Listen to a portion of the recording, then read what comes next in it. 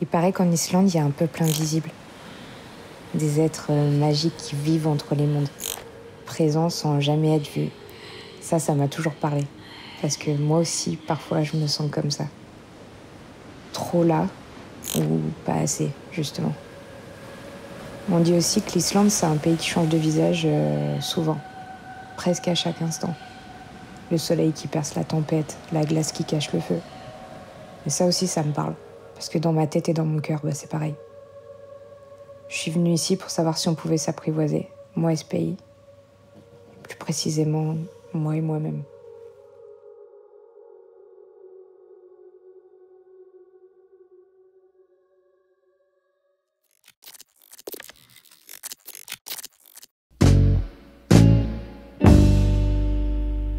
Mercredi 12 février 17h32, je viens de valider quelque chose qui est un peu fou puisque j'ai pris la décision de partir seule. C'est quelque chose que je faisais quand j'étais un peu plus jeune, où j'avais moins de responsabilités. Quand ça allait pas trop, je prenais un billet et je partais. Là, mon fils sera en vacances avec son père. J'ai besoin de respirer, j'ai besoin de me retrouver, j'ai besoin d'avancer. Et c'est un vrai challenge ce voyage parce que partir seule c'est toujours un challenge. Et là en plus je vais dans un endroit très très sauvage à une période de l'année qui rend cet endroit encore plus sauvage. Conduire dans des situations un peu extrêmes alors que vraiment je conduis assez peu. Peut-être que je vais jamais revenir, mais c'est un bel endroit pour mourir, promis.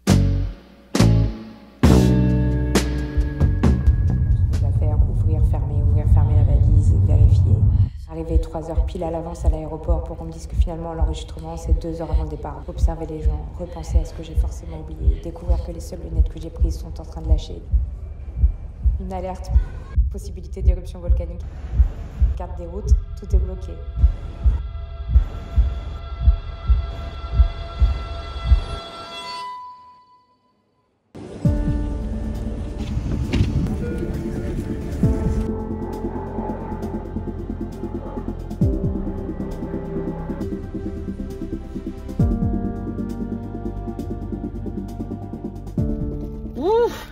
Je viens d'arriver à Keflavik.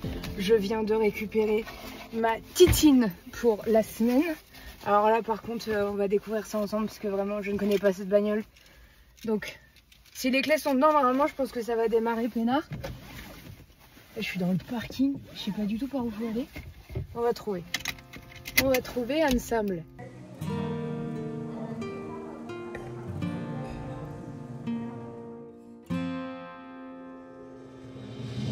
Godendane, je ne sais pas comment on prononce. Là il est 8h44 et j'ai ouvert mon rideau.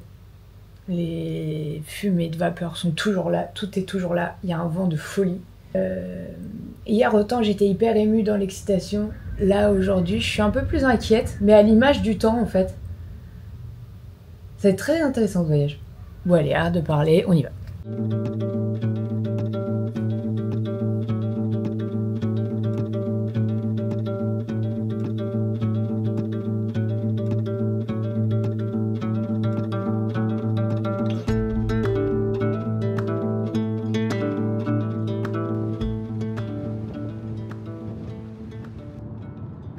Je suis partie avec l'idée que l'Islande allait peut-être m'aider à me comprendre ou au moins m'apporter un peu de calme.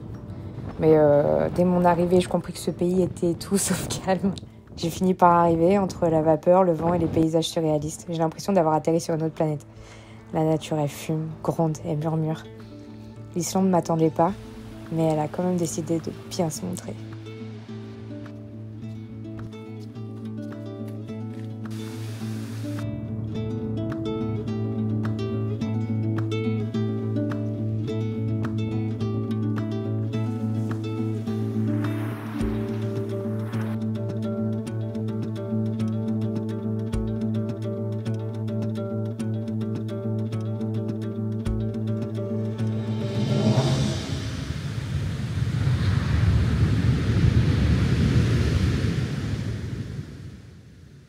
Il y a quelques années, j'ai commencé à parler d'hypersensibilité. J'ai pas été transparente à 100% à ce moment-là. Quand j'avais 15 ans, j'ai été hospitalisée 2 mois en pédopsychiatrie. Et je vois pour la première fois un mot apparaître. Les psychiatres m'annoncent que je suis borderline, que j'ai un trouble de la personnalité borderline. Et puis j'ai eu beaucoup de mal, du coup je l'ai rangé dans un tiroir de ma tête, de ma vie, et j'en ai pas reparlé. Il y a cette frontière très fine, qui est paradoxale avec ce que je vais vous dire d'ailleurs, entre la solitude des gens qui d'un coup se disent qu'ils ont le besoin d'appartenir à une catégorie peut-être pour se sentir moins seul. Parce que si le monde allait bien, on parlerait pas de tout ça. Si le monde allait bien, on n'aurait pas ce besoin de vouloir appartenir à une catégorie ou se rapprocher des autres ou se sentir compris. Ça fait quelques années que je vois vraiment l'hypersensibilité partout, du haut potentiel partout. On voit du zèbre partout, voilà. Mais toutes ces catégories-là, on n'entend parler que de celle-là. De ça, alors forcément, il y a un truc un peu stylé derrière de dire je suis surdouée, je suis au potentiel, tout ça. Mais le problème, c'est que on parle que des aspects un peu, je mets des guillemets parce que c'est pas facile non plus, stylés. Il y a des maladies qui sont vachement plus tabous et par contre là on n'en entend pas du tout parler, mais c'est une réalité et en fait on invisibilise encore une catégorie de la population qui aurait eu un diagnostic peut-être qui peut être considéré comme moins stylé et qui aimerait bien être représenté aussi. En règle générale, tout est internalisé, en tout cas en moi. La colère, le stress, l'angoisse, l'anxiété. On pourrait ne rien voir du tout, la plupart du temps ça se voit pas d'ailleurs. Voilà ce trouble-là qui en fait subit énormément de clichés et qui empêche les gens de parler. Donc je le fais aujourd'hui. Je vais me sentir mal après parce que du coup je vais me sentir à poil bien sûr. Mais si ça peut aider quelqu'un qui a eu ce diagnostic et qui se sent pas bien, qui a honte, qui a envie de se dire qu'il est pas seul, t'es pas seul. Moi aussi je suis borderline.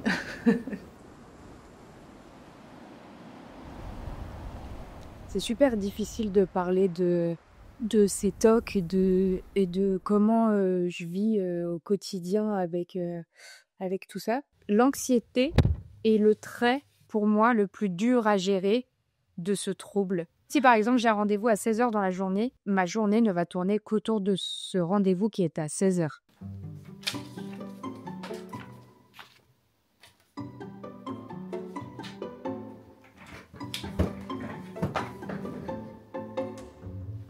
Alors que s'il est 8h du mat, j'ai 8h devant moi et je peux faire plein de choses.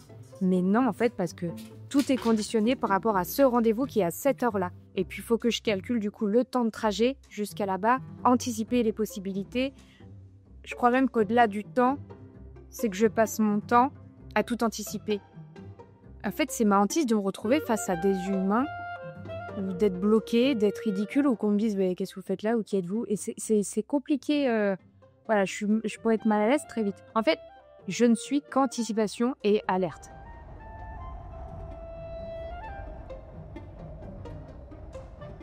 Borderline, c'est vraiment la frontière entre deux mondes. Donc, il y a les moments de joie aussi. Mais alors, les moments de joie, les gars. En vrai, est-ce que je voulais pas aller dans un lieu touristique? Je sais absolument pas si je suis au bon endroit. En plus, je démarre une randonnée. Il est 14h. Tout va bien. Après, à quoi je m'attendais? Ils allaient pas faire un boulevard piéton, hein? Attendez, il y a un tournant. Normalement, si j'ai bien calculé mon coup, il y aura un glacier au bout.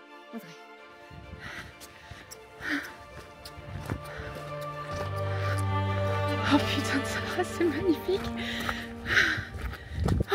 Les moments où on est heureux, mais c'est indescriptible. C'est réel, c'est puissant, c'est fort.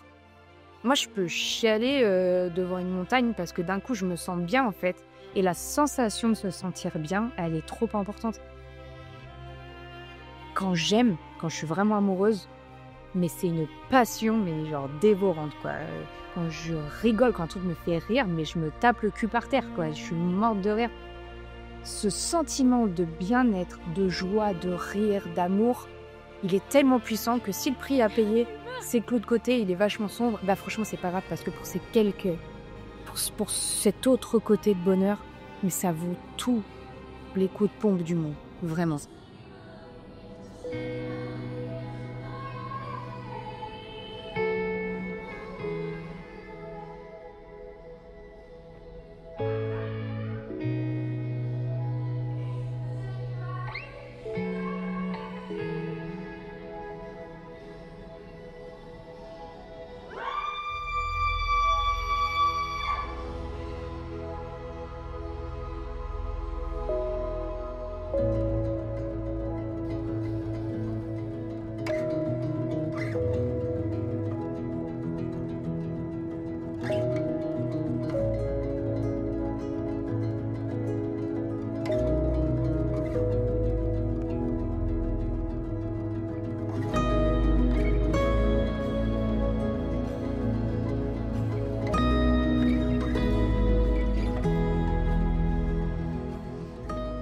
J'ai un peu mal au dos, je suis un peu fatiguée.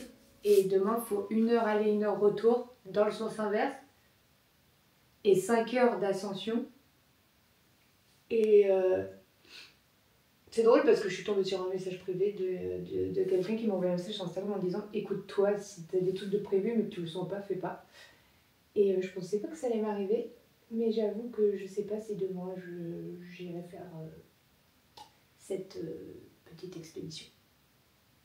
Parce qu'il y a une partie de moi qui a envie aussi de me poser un peu là et de profiter.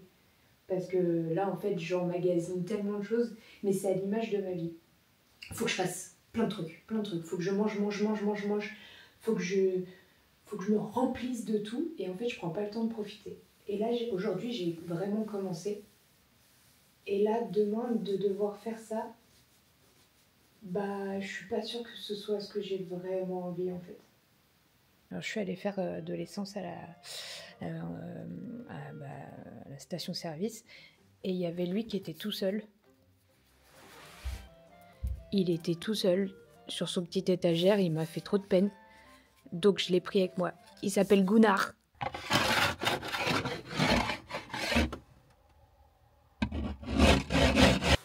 Attends, parce que différentes infos là. Déjà, comment on met le chauffage? Attends. J'installe ma petite popote parce que quand même 3 heures pour aller à Schleux et faire du cheval. Par contre, faire du cheval sous la neige, ça va être fou. Bon, je fais la con parce que c'est aussi ma méthode quand j'ai un peu peur. Là, je pousse un peu mes limites là. Là, je sais que potentiellement, je peux soit payer très cher une voiture que j'aurais accidentée, soit mourir. Donc là, aujourd'hui, c'est un peu un défi. Je vous cache pas. C'est peut-être ça aussi, être borderline, c'est d'être complètement décalé tout le temps avec tout le monde. De rien faire comme tout le monde. Et de se sentir bien là où les gens se sentent pas bien et de se sentir mal là où les gens se sentent bien. Je me sens bien. Là, c'est vraiment ce que je vis là, c'est vraiment une métaphore de mon esprit, c'est-à-dire j'avance, la route elle est glissante, elle est compliquée, je vois pas grand-chose au loin, mais j'avance.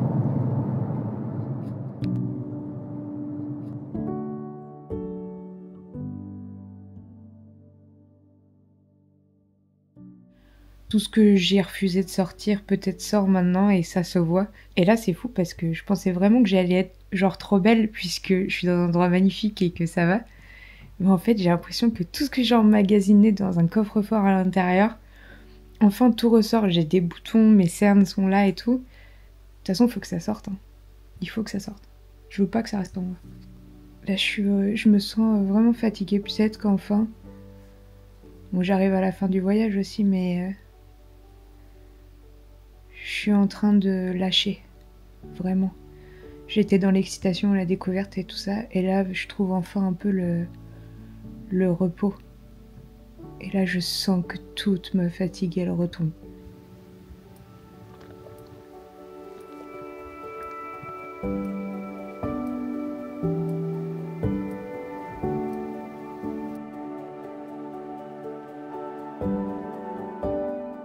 Je passe mon temps à choisir les endroits où il y aura le moins d'agitation. Parce que je suis lessivée en fait quand il y a du monde. Je suis lessivée, je rentre, je suis éclatée. Je passe beaucoup de temps à analyser les gens alors que personne ne me l'a demandé. Hein, mais moi, j'ai besoin de savoir qui j'ai en face de moi tout le temps et je passe beaucoup de temps à regarder. Je prenais ça pour de l'empathie, ce truc de pouvoir très vite voir si quelqu'un est mal à l'aise ou pas, ou quelqu'un a peur, ou quelqu'un est pas bien, pour le prendre en charge. Mais de plus en plus, je me demande si c'est pas de l'orgueil et qu'en fait, c'est pas moi qui me sens pas bien et qui transfère tout simplement ça et qui pense que j'ai un pouvoir d'analyse. J'en sais rien. Je sais pas, mais l'un dans l'autre, en tout cas, ça fait que je vis pas le moment. Donc, mais pendant longtemps, je me suis dit arrête de faire ça, mais je suis incapable. C'est comme si je vous demandais d'arrêter de respirer. C'est pas un truc qu'on peut arrêter, c'est une façon de fonctionner. J'ai remarqué ce truc chez moi, c'est que je peux faire une rencontre, qu'elle soit homme, femme, que ce soit amical, amoureux, peu importe, une rencontre, et m'attacher énormément à cette personne. Et il se passe quelque chose qui me met dans une insécurité, qui fait que d'un coup l'armure se remet. Et j'ai beau avoir vécu quelque chose d'intime avec cette personne, ou de très fort, de complice, etc. À partir du moment où je sens qu'une faille se fait, je me barre tout de suite. Comme si cette personne n'avait jamais existé. Je suis persuadée que l'instinct de survie, c'est une entité à part entière dans notre corps qui nous permet d'éviter le crash. Et cette entité décide aussi de taire certaines émotions, je pense, à certains moments, pour nous protéger. Ça, je suis persuadée. Pour le borderline, le monde est en noir ou blanc. Donc, en fait, les gens qu'on n'aime pas, on les aime vraiment pas, ils le savent. Les gens qu'on aime, on les aime vraiment et on donnera tout. Les borderline sont des gens entiers, donc avec les qualités et les défauts de ça aussi. Je pense que je serais pas aussi créative et autant dans l'imagination si j'étais pas borderline. Il faut réussir à choper cette faculté d'imagination très forte et de s'en servir dans l'autre sens. Moi, c'est ce que j'ai fait. C'est que je suis capable dans la nuit d'imaginer tous les scénarios catastrophes qui vont m'arriver demain, mais je me sers aussi de ça pour écrire une animale, pour écrire des scénarios, pour pondre des choses et pour en faire mon instrument. C'est ça qui a changé. C'est que j'étais l'instrument du borderline. Aujourd'hui, le borderline est mon instrument.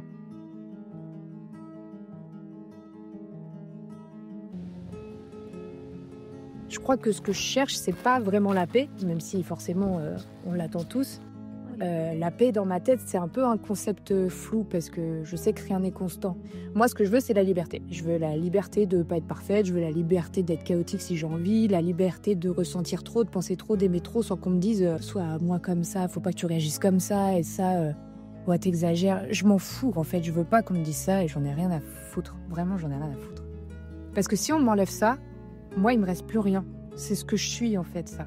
On dit souvent que le trouble borderline, c'est être à la frontière de tout, entre le bien et le mal, tu vois, entre l'euphorie et le vide, entre le rêve et la chute. Mais une frontière, ça marche dans les deux sens. Ça, on l'oublie, tu vois. On peut tomber, mais on peut aussi choisir de voler. Et moi, j'ai décidé de voler.